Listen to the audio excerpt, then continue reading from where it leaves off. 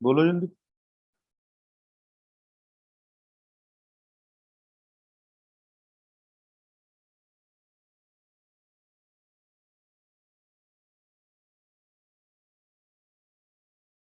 Thirty तक हो गए थे ना हम लोग डाउट।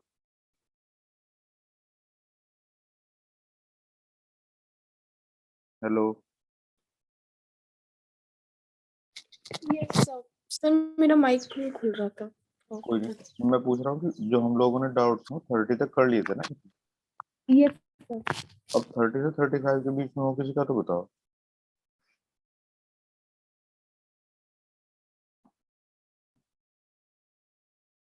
हेलो। सर 2 है। कौन सा? 32। चलो बोल दो एक बार। A block of mass 1 minute sir.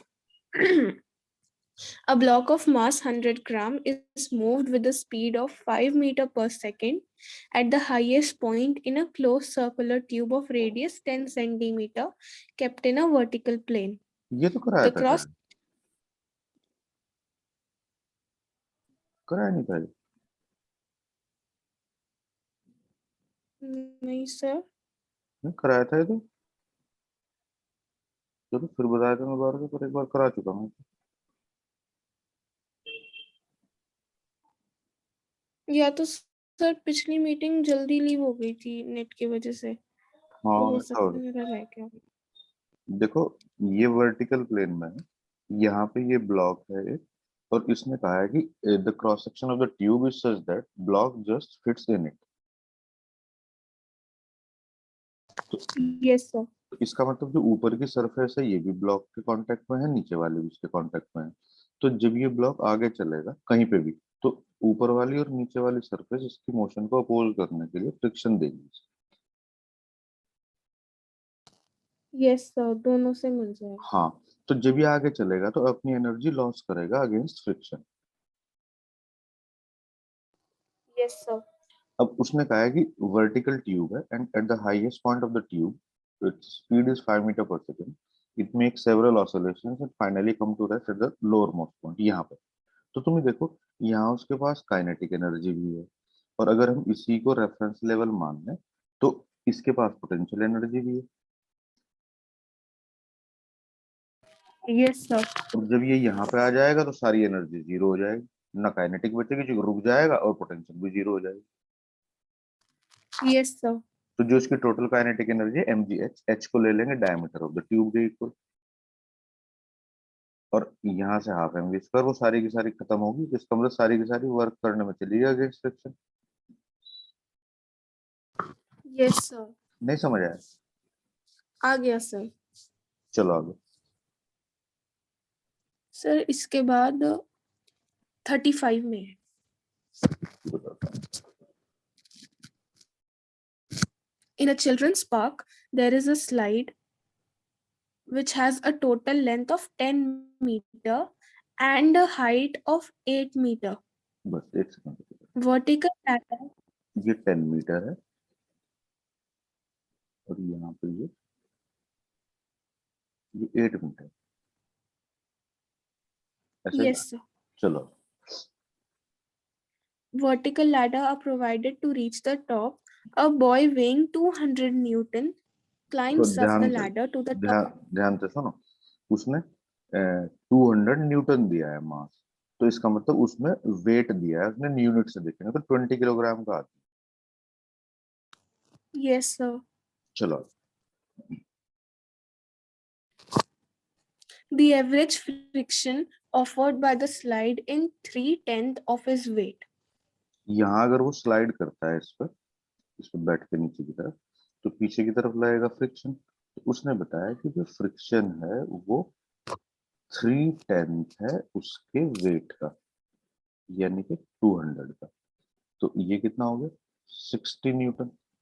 ठीक है ना? चलो। Yes, sir. Find the work done by the boy on the ladder as he goes up. Work done By the boy. Bye the boy on the ladder. अब Yes, देखो, sir. अब ऐसा समझो तुम ध्यान से कि मतलब जैसे ये जो बॉय है, तो लेडर मतलब स्टेयर जैसा केस है। तो वो अपने आप की बॉडी को खुद की ऊपर उठा रहा है, उसमें यूज कौन हो रहा है, उसका मस्कुलर फोर्स यूज हो रहा है। Yes, sir. तो एक तरीके से वो यहाँ से चलना शुरू करेगा। तो अगर हम इसी को रेफरेंस लेवल ट्रीट कर लेते हैं, तो यहाँ उसकी पोटेंशियल एनर्जी जीरो थी, जब टॉप पे पहुंच गया तो उसकी पोटेंशियल एनर्जी में थोड़ा इंक्रीमेंट हो गया। तो वो पोटेंशियल एनर्जी में जो इंक्रीमेंट हुआ, वो किसकी वजह से हुआ? वर्क डन बाय मैन की वजह से ही तो हुआ। Yes, sir. How much? mgh mgh. 200 into 8, 1600 होगी।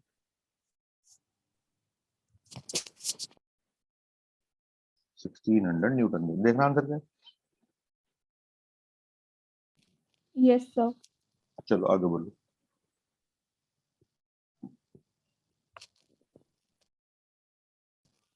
सर एक मिनट, सर पीछे आंसर 0 बता रहा है। तो ये वर्क डन बाय मैन नहीं होगा, वर्क डन बाय लेडर होगा। सर ऐसा ही लिखा हुआ है, the work done by the boy on the ladder as he goes up. नहीं नहीं, सर ये सी पैट का आंसर है। कौन सा? ये वर्क डन बाय लैडर का है आंसर 1600। कुछ ना इसमें गड़बड़ कर दी इसने। देखो ध्यान से सुनो मेरी बात। तुम ये समझो कि जैसे तुम लिफ्ट के अंदर खड़े हो, ठीक है ना? सर जब तुम लिफ्ट के अंदर खड़े हो, तो तुम ये देखो यहाँ पर कि दो केस बनते हैं कि लिफ्ट तुम्हें ऊपर लेके जा रही है। Yes sir. तो इसके बाद में अगर सपोज करो दूसरा केस ये है कि मतलब तुम्हारे घर में सीढ़ियां हैं, तो तुम अपने आप वॉक करके ऊपर जा रहे हो ऐसे। तो ये देखो कि मैन यहाँ पे वर्क कर रहा है या फिर मैन जो है वो यहाँ पे वर्क कर रहा है। यहाँ कौन वर्क कर रहा है? यहाँ वर्क कर रहा है लिफ्ट, यहाँ वर्क कर रहा है मैन। Yes sir. तो जो मैन वर्क करेगा वो उसकी पोटेंशियल एनर्जी में तो स्टोर होगा। Yes sir. एनर्जी किसकी खर्च हो रही है यहाँ? लिफ्ट की कोई हो रही है या लेडर की कोई हो रही है? मैन की हो जाएगी। मैन की हो रही है सीधी सीधी। तो मतलब यहाँ वर्क डन बाय मैन है, वर्क डन बाय मैन, चूंकि यहाँ एनर्जी में जो चेंज है वो मैन की तो आएगा, उसकी इंटरनल एनर्जी उसकी पोटेंशियल एनर्जी में कन्वर्ट होगी। अच्छा, अब अगर हम यहाँ पूछते हैं कि वर्क डन बाय लेडर, तो चूंकि ladder is not like a lift, समझ रहे हो ना? Yes sir. तो अगर वर्क मतलब लेडर इस तरह का होता कि वो लिफ्ट की तरह वर्क करता, तो यहाँ वर्क डन बाय लेडर ये हो जाता। और आदमी तो लिफ्ट के अंदर जाके बस खड़ा ही तो होता है, वर्क कोई करता है। Yes sir. Work done by man zero होता। पर यहाँ पे क्या हो रहा है कि आदमी वॉक करके ऊपर जा रहा है लेडर पे, तो वर्क डन बाय मैन 1600 है और work done bye lift zero. Okay sir, तो पीछे आंसर गलत है। मतलब कुछ ना कुछ इसमें ऐसा हो सकता है कि चीजें ना मिसप्रिंट हो या। चलो आगे बोलो। Yes sir. तो 36 में भी है। इसमें फ्रिक्शन वगैरह का कुछ पूछा नहीं उसने कि वर्क डन बाय स्लाइड वगैरह कुछ? यस सर, एक पार्ट रह गया। हाँ द तो work done by the slide on the boy हाँ, अब देखो एज ही कम्स डाउन। हाँ ये जो जब नीचे की तरफ आएगा है ना, तो स्लाइड के ऊपर पीछे की तरफ फ्रिक्शन कितना है? 16 न्यूटन। और कितनी डिस्टेंस ट्रेवल करनी है उसको? 10 मीटर। तो माइनस इसलिए क्योंकि फ्रिक्शन पीछे है, डिस्प्लेसमेंट आ गया, तो cos 180 600 न्यूटन हो गया। Newton metre. देखो आंसर। यही है सर। चलो आगे बोलो। सर एक फिगर है, उसमें एक पाथ है पैराबोलिक सा, अच्छा फिर? उस पे ऊपर की तरफ ब्लॉक ए रखा हुआ है, हाइट एक तरफ 1 मीटर है, दूसरी साइड 0.5 मीटर है।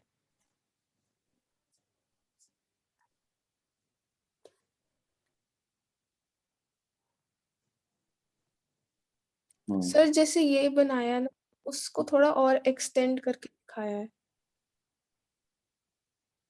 ऐसा? Yes sir. और चलो। हाँ sir, figure shows the particle sliding on a frictionless track which terminates in a straight horizontal section. if the particle starts slipping from the point A, how far away from the track will the particle hit the ground? अब देखो इसमें घुस गया projectile. अब सुनना मेरी बात बहुत ध्यान से। ये चैप्टर क्यों इंपॉर्टेंट है, क्योंकि ये ना अपने साथ में किसी को भी कैरी कर सकता है। तो सुनो तुम ध्यान से। देखो यहां से ये पार्टिकल चलना शुरू करता है, ये इसकी इनिशियल पोजीशन, ये इसकी फाइनल है जब इस ट्रैक को छोड़ेगी। ठीक है, तो अगर हम दो तरीके से कर सकते हैं। एक तो हम ये देखें कि यहाँ से यहाँ पहुंचने में क्या इसकी कुछ एनर्जी का लॉस हुआ है या नहीं हुआ है। बोलो होगा सर। कौन सी वाली एनर्जी का लॉस होगा? सर पोटेंशियल एनर्जी में चेंज पोटेंशियल आ जाएगा ना। पोटेंशियल एनर्जी लॉस हो रही है क्योंकि हाइट कम हो रही यस सर। है। स्मूथ ट्रैक है, इसका मतलब फ्रिक्शन में कोई एनर्जी लॉस हुई नहीं, स्प्रिंग वगैरह कहीं इन्वॉल्व नहीं है। तो सारी की सारी जो पोटेंशियल एनर्जी का लॉस है वो इस ब्लॉक को काइनेटिक एनर्जी की फॉर्म में मिल जाना चाहिए।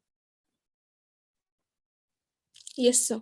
तो तुम एक तरह तो ये कर सकते हो, loss of potential energy, gravitation की बात हो रही है, gravitation potential equal to gain in kinetic energy.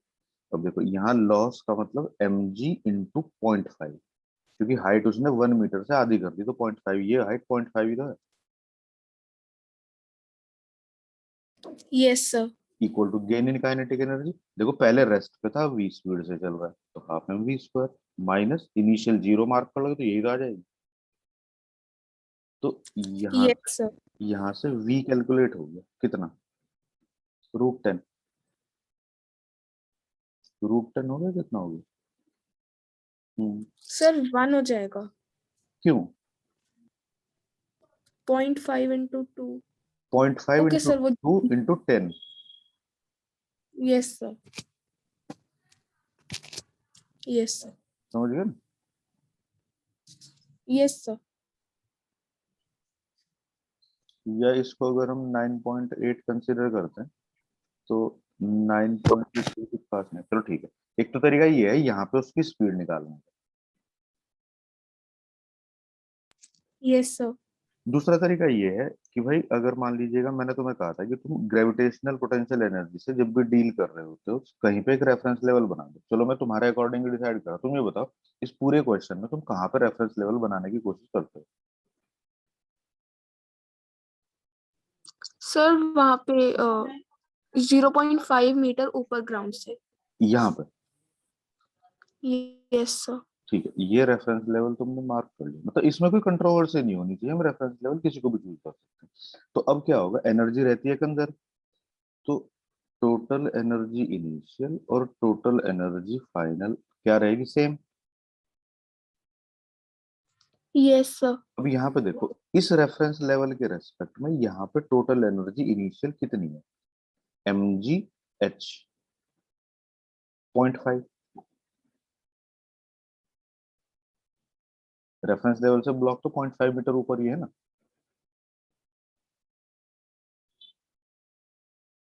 Yes sir. Block rest पे है, ½ m0। अब फाइनली देखो ब्लॉक रेफरेंस लेवल के ऊपर ही आ गया, तो पोटेंशियल एनर्जी कितनी होगी, और वो v स्पीड से चल रहा है। अब तुम इस इक्वेशन को सॉल्व करके देखो तो हम यहीं तो पहुंच जाएंगे।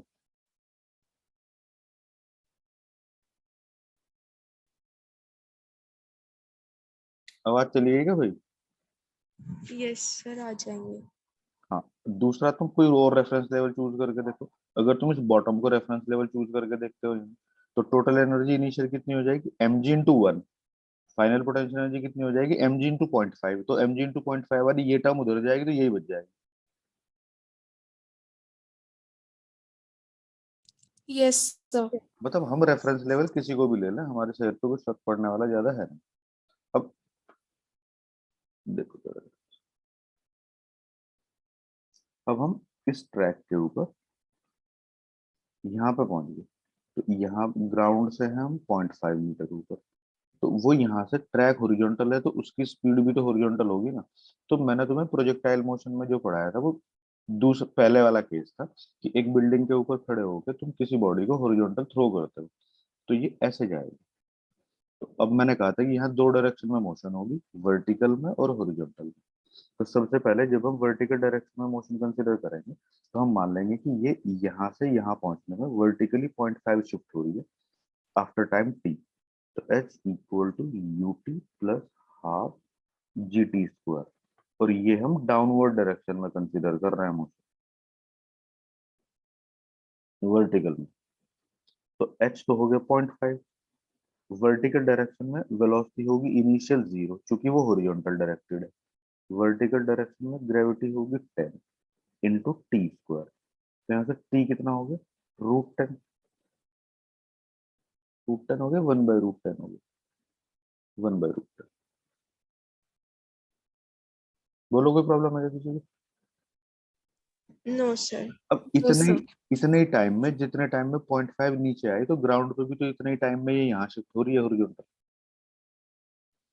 तो जो हॉरिजॉन्टल डिस्प्लेसमेंट x, चूंकि हॉरिजॉन्टल डायरेक्शन की वेलोसिटी विदाउट एक्सेलरेशन कांस्टेंट होती है प्रोजेक्टाइल मोशन में, और कांस्टेंट वेलोसिटी से डिस्प्लेसमेंट होता है वेलोसिटी इनटू टाइम।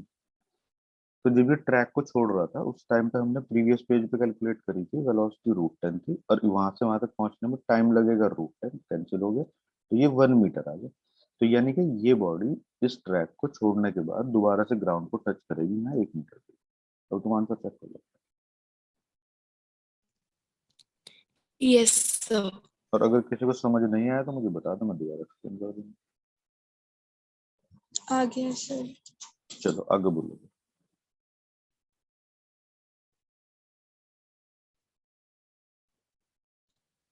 So 41. बोलो। A block of mass 5 kg is suspended from the end of a vertical spring which is stretched by 10 centimeter under the load of the block. The block is given a sharp impulse from below so that it acquires an upward speed of 2 meter per second. How high it will rise? देखो ध्यान, ये एक block है, ऐसा मान लो, जो इस spring से कनेक्टेड है। तो ये अपनी इक्विलिब्रियम पोजीशन अटेन करने के चक्कर में क्या होगा कि ये नीचे जाएगा। ये तो हम पहले भी डिस्कस कर चुके थे ना एक बार, कि Yes, sir. इक्विलिब्रियम पोजीशन क्या होती है। अब यहाँ पे पहले तो ये देखो कि स्प्रिंग इनिशियली, मतलब इस पोजीशन को अगर हम इनिशियल पोजीशन मान लेते हैं, तो Yes, sir. तुम मुझे ये बताओ कि इस पोजीशन में स्प्रिंग कुछ स्ट्रेच्ड अपनी ओरिजिनल लेंथ से है या नहीं Yes, sir. है? हाँ तो इसमें सर कोई है। Elastic potential, Yes, sir. इसमें कोई इलास्टिक पोटेंशियल एनर्जी स्टोर होनी चाहिए, नहीं होनी चाहिए? यस सर होगी। होगी। अब तुमने यहीं पे क्या करा कि इसी पॉइंट के ऊपर उसको ऊपर की तरफ एक ब्लो दिया, ऐसे वी, तो ये ऊपर चलने लग गया। तो इसका मतलब यहाँ तुमने उसको काइनेटिक एनर्जी दी। Yes sir. अब देखो, अब तुम्हें ये तो नहीं पता ना कि वो अपनी इक्विलिब्रियम पोजीशन को क्रॉस करके ऊपर चला जाएगा या नीचे रह जाएगा। तो कोई एक पोजीशन तो माननी पड़ेगी ना कि या तो ऊपर चला गया या नीचे रह गया। बोलो। Yes sir. तो वो तो तुम्हें माननी पड़ेगी। बताओ, मैं इसे ऊपर क्रॉस कर दूं, Yes, sir. मतलब मैं इसको ऊपर क्रॉस कर दूं या नीचे छोड़ दूं?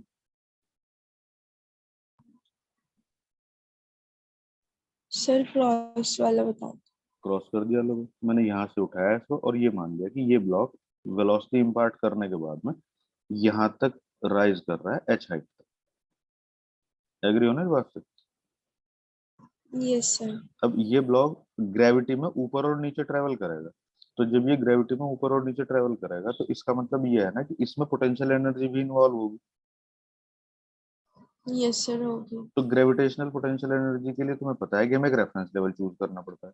अब ये बता दो, रेफरेंस लेवल तुम यहाँ चूज कर सकते हो, यहाँ कर सकते हो, यहाँ चूज कर सकते हो, जहां भी मर्जी, क्योंकि ये सारे के सारे नोन पॉइंट्स है। वैसे तो यहाँ भी चूज कर सकते हो, यहाँ भी कहीं भी चूज कर सकते हो।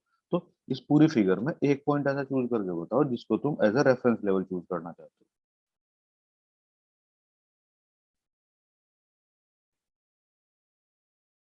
बोलो। तो जहाँ पे m इनिशियली था ठीक है, उसको रेफरेंस लेवल लेते हैं। इससे थोड़ा सा तुम्हारे लिए आसानी भी हो जाएगी, अगर क्योंकि उसमें इनिशियल एनर्जी कम से कम 0 काउंट हो जाएगी। ये आ गई ना समझ बात। अब हमने मान लिया कि वो यहाँ तक राइज कर रहा है ऊपर, तो अब तुम ये देखो, जब ये ब्लॉक यहाँ से चलेगा, एक्स नॉट हाइट ऊपर आएगा, एच तो एक्स नॉट से ज्यादा है ना, Yes, sir. तो जब ये Yes, sir. X not height ऊपर आएगा तो स्प्रिंग में एलोंगेशन कितनी हो जाएगी? x minus x naught. जब ये एक्स नॉट हाइट ऊपर आएगा उस टाइम स्प्रिंग में एलोंगेशन या कंप्रेशन कितनी हो जाएगी?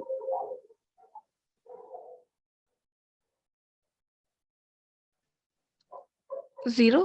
0, चूंकि वो अपनी नेचुरल लेंथ एक्वायर कर लेगा। Yes, sir. और जब स्प्रिंग ऊपर निकलेगा इसके बाद इस वाले जोन में, तो स्प्रिंग में कितनी कंप्रेशन या एलोंगेशन होगी?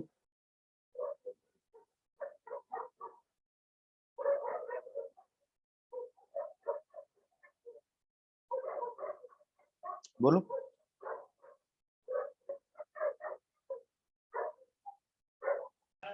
x minus x naught.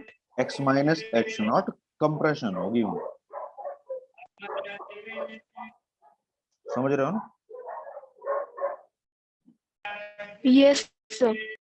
अब तुम ये देखो ये आंसर, अब हमें लगाना है total initial energy all type की और total final energy all type की, ये रहती है भाई कंजर्व।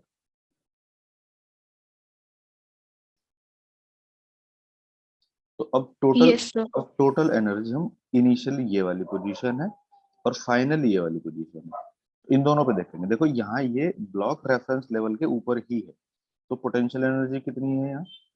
0। 0.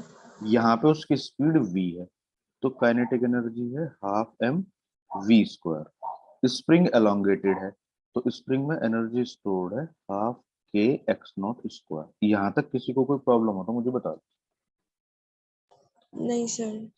जब ये यहाँ से रेफरेंस लेवल से सेकंड पोजीशन तक चला गया, तो उसकी पोटेंशियल एनर्जी है mgh प्लस काइनेटिक एनर्जी है 0 प्लस हाफ k।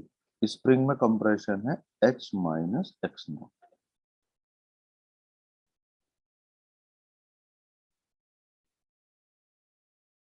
तो इसका स्क्वायर। अब बता दो कोई डाउट है? नहीं No, सर. sir. चलो चलो, हाफ m कितना मास है? 5। v कितनी? 2 इंटू 2 प्लस हाफ k।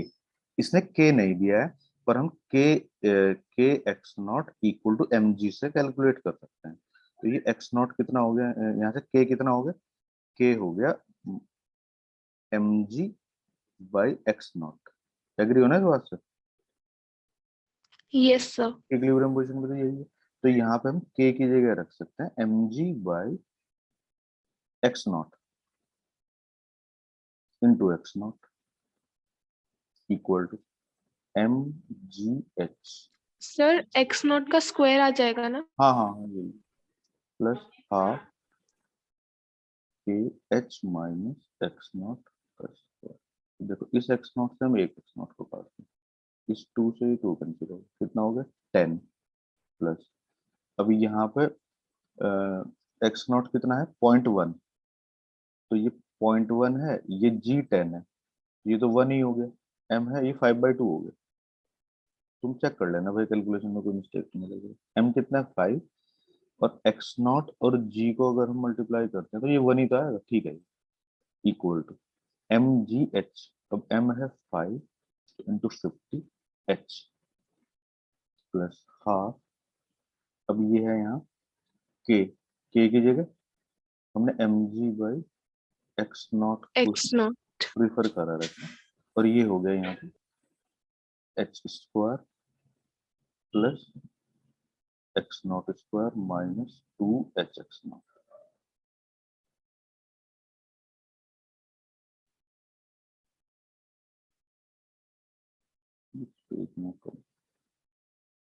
ये समझ पा रहे हो ना? Yes, sir. 10 प्लस 5/2 इक्वल टू 50h plus half mg by x naught into h square plus ये देखो ये हो जाएगा यहाँ पर half mg into x not.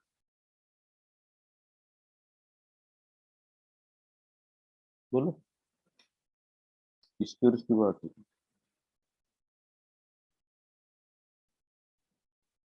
इसको मल्टीप्लाई कर रहा हूँ ना अंदर। Yes, sir. अब तुम ये देखो ये mg इंटू एक्स नॉट को अगर हम सॉल्व करते हैं तो ये कितना आया था अभी थोड़ी देर पहले, ये आया था ये 5/2। इसको काट दो Yes, sir. और फिर माइनस आगे है ये, जब मैं इसकी मल्टीप्लाई इससे करूंगा तो 2 से तो 2 कैंसिल हो जाएगा, एक्स नॉट से एक्स नॉट कैंसिल हो जाएगा, तो कितना आ जाएगा माइनस एम जी एच। बोलो Yes, sir. ये एम जी एच जो है ये इससे कैंसिल हो जाएगा। हाँ सर। अब तुम यहाँ पे ये देखो ये है यहाँ पे 10 equal to m g h square by 2x naught. Yes, sir. 10 equal to m g h square by 2x naught, यही तो था। Yes, sir. तो यहाँ से h square equal to 20 into x naught था 0.1 अपॉन एम जी 5 इंटू 10। अब ये तो कितना हो गया, इससे तो इसको काट दो, ठीक है ना। और Yes, sir. कितना है 0.04,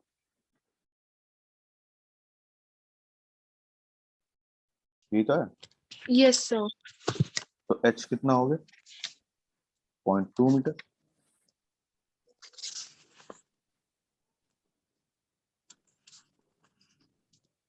Yes, sir. यानी कि वो अपने 20 cent. बॉटम मोस्ट पॉइंट से 20 सेंटीमीटर और अपनी मीन पोजीशन से 10 सेंटीमीटर, आंसर देख रहा हूँ कहीं से भी दे सकता है तुम्हें, वो मीन पोजीशन से 10 सेंटीमीटर ऊपर कह देगा और बॉटम से कितना कह देगा 20। चलो चेक करो इसका आंसर आया नहीं। यही है सर। अब ये बता दो कि समझ आया नहीं आया आ गया सर। सबको। Yes, sir. कुछ नहीं, एनर्जी कंजर्वेशन करके क्या करा है हमने, सिर्फ कैलकुलेशन करी।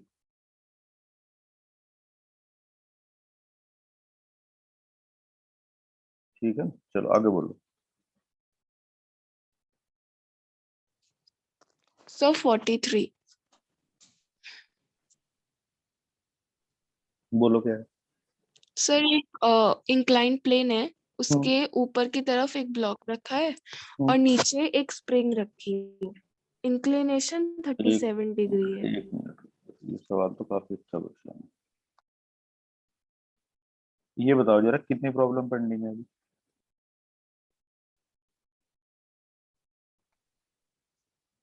सर मैंने ना 48 तक कर लिया था। कितने डाउट्स हैं जो याद है। इसके आगे सर 2 और डाउट्स हैं। 2 हैं अभी। इन क्वेश्चंस में थोड़ी दिक्कत सी आ रही है, टाइम देखो हाँ लग अब रहा है। आगे थोड़े सवाल ना टिपिकल से शुरू होते हैं। ये कितना 15.8,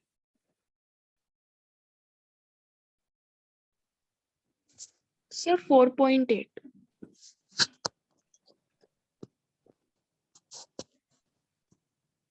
मार्क्स कितना है इसका।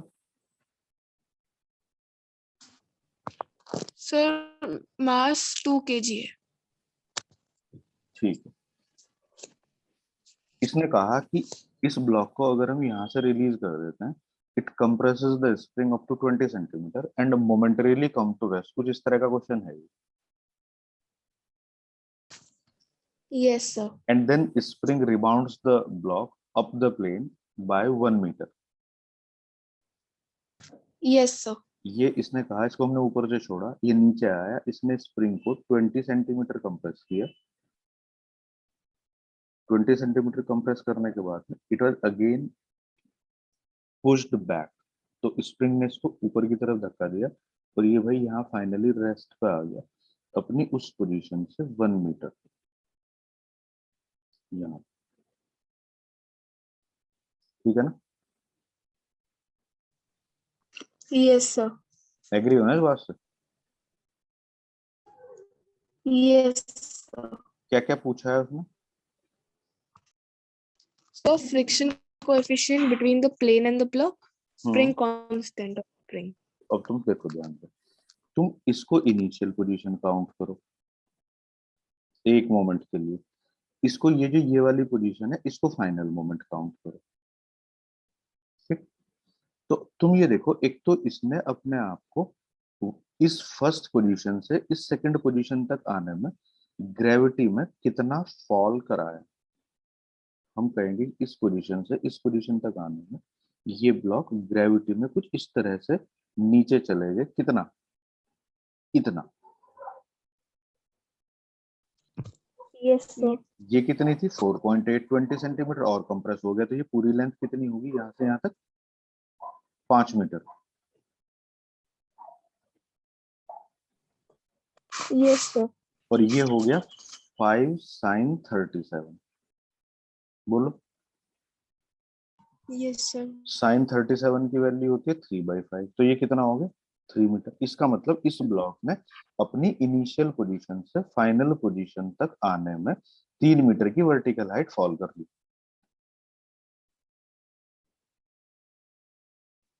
बोलो। Yes, sir. अब ये यहाँ पहले भी रेस्ट पे था, अभी भी रेस्ट पे था, इसका मतलब गेन इन काइनेटिक एनर्जी कितना है? 0. या एक मिनट रुको जरा, Zero. एक मिनट रुको। यहाँ तो इसमें म्यू इन्वॉल्व हो रहा है ना, म्यू दिया नहीं। हम एक काम करेंगे जरा, अभी एक सेकंड के लिए हम ये मान लें कि ये जो ये ब्लॉक है, ये ये वाली इसकी इनिशियल पोजीशन है और ये वाली इसकी फाइनल पोजीशन। एक सेकंड के लिए ऐसा मान लें, यहाँ रुक रहा है ना, देखो फाइनली। Yes, sir. तो यहाँ तक नीचे कितना गया है इधर? 4 मीटर। क्योंकि यहाँ से 4.8 मीटर दूर था, 20 सेंटीमीटर कंप्रेस करा तो यहाँ तक 5 हो गया, यहाँ से 1 मीटर ऊपर भेज दिया तो ये 5 4 ही तो बचता है ऊपर का। हाँ सर. तो ये कितना हो गया फिर? ये यहाँ तक की हाइट हो जाएगी 4 sin 37। कितना? 12/5. 12 of 2.4 मीटर।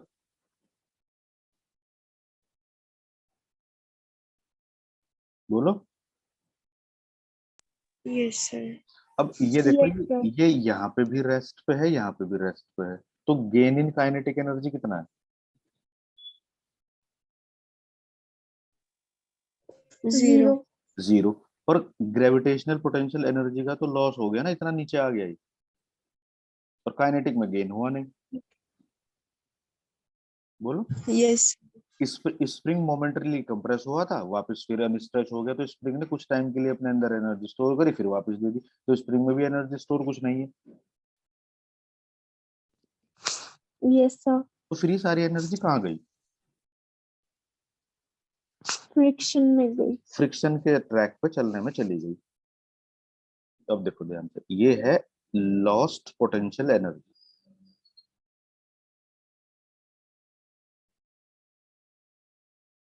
कोई डाउट हो तो मुझे बता दो एक बार यार। अब फ्रिक्शन पे हमने फ्रिक्शन फोर्स इनटू कितनी डिस्टेंस ट्रेवल करी रफ सरफेस पे यहाँ तक आने में, इस जगह पे। देखो ध्यान से, कलर चेंज करके दिखा देता हूँ, टाइम भी खत्म होना है। ये यहाँ तक गया और फिर वापस यहाँ तक आया, तो ये डिस्टेंस कितनी है? 6 मीटर।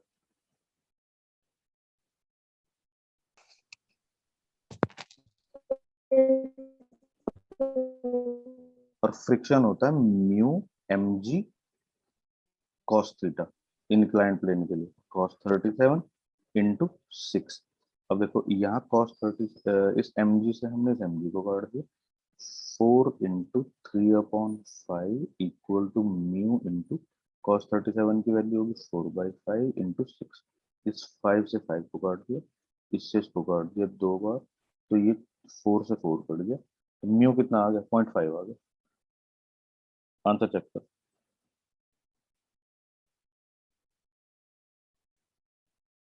Yes, sir. 0.5 ही।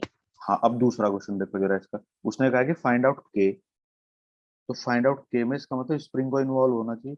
तो स्प्रिंग के इन्वॉल्वमेंट में तुम इसको फाइनल पोजीशन लो, इसको इनिशियल लो, इसे तुम घर से करके देखो। तो यहाँ से यहाँ तक लॉस ऑफ पोटेंशियल एनर्जी को हम दोबारा से डिस्ट्रीब्यूट करेंगे, फ्रिक्शन में, काइनेटिक में 0 और कुछ स्प्रिंग में भी, तो वहां स्प्रिंग भी इन्वॉल्व हो जाएगा। तो वहां पे तुम के कैलकुलेट करो, म्यू तुमने पहले से कैलकुलेट कर लिया। समझ गए?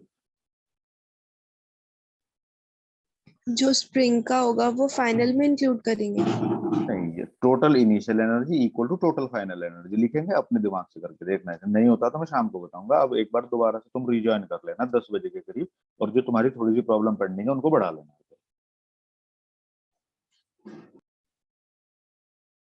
नहीं समझे क्या कह रहा हूँ मैं? ठीक है सर।